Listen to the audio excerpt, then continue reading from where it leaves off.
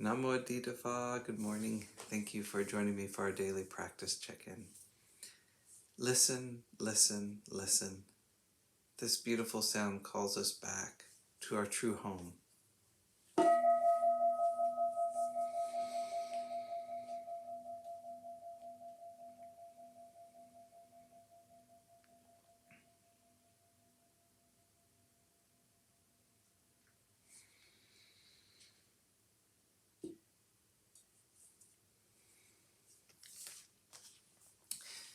The fifth mindfulness training.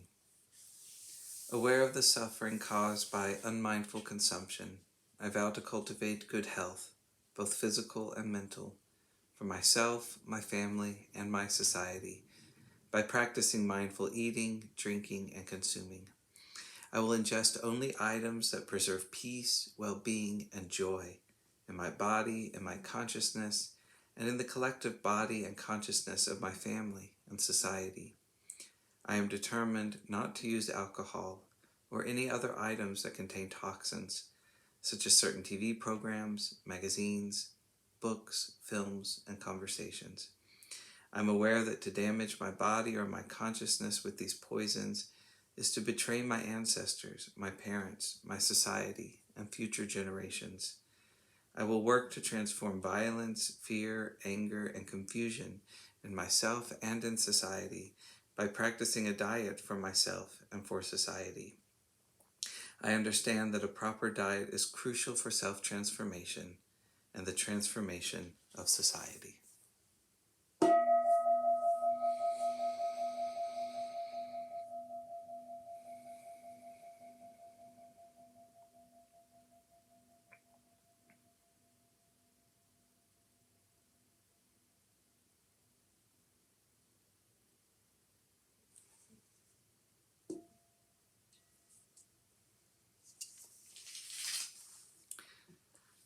Our Dharma reading today is Appreciating the Goodness of Others by Luangpo Pasano, and this is from Beginning Our Day by the monastics of Abhayagiri Monastery. There are lots of us here, living together in community, sharing the same space.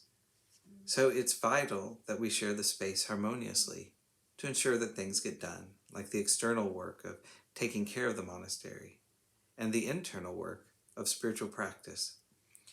To lay a foundation for living together harmoniously, there is a need to develop a sense of katanyu, which is usually translated as gratitude. Now, the word gratitude is a bit loaded in the West, sort of like somebody is standing behind us, waving his finger saying, "You should be grateful." That's quite a repelling image, and it doesn't convey the real essence of katanyu, which is the faculty within us that recognizes and appreciates the goodness of others. It is important to exercise this faculty of katanyu to counteract the mind's tendency to focus on the things that irritate us, the flaws, the unskillful tendencies. That's where our minds go, and we tend to weigh ourselves down with negativity. I'm not suggesting we ignore or gloss over the shortcomings we see. Rather, this is about moving away from pointless negativity and instead recognizing and paying attention to the things people do that are skillful and wholesome. Living in a monastery as we do, it's easy to take for granted the fundamental goodness of others. Goodness can seem so ordinary to us. It's part of the culture we live in here, and the standards we keep in that regard are quite high. We may need to make a deliberate effort to keep recognizing this ordinary goodness and to engender a sense of gratitude for its presence. We make the effort to do this because this gratitude nourishes our ability to live skillfully, and it helps establish wholesome states of mind. With our meditation, it's much easier to become peaceful when this quality of gratitude is present in the mind, as opposed to when we experience negativity, which turns the mind toward all the flaws we perceive in everyone. So, pay attention to gratitude, katanyu. Learn to appreciate the goodness of others, which will have the most beneficial results for our practice and well-being.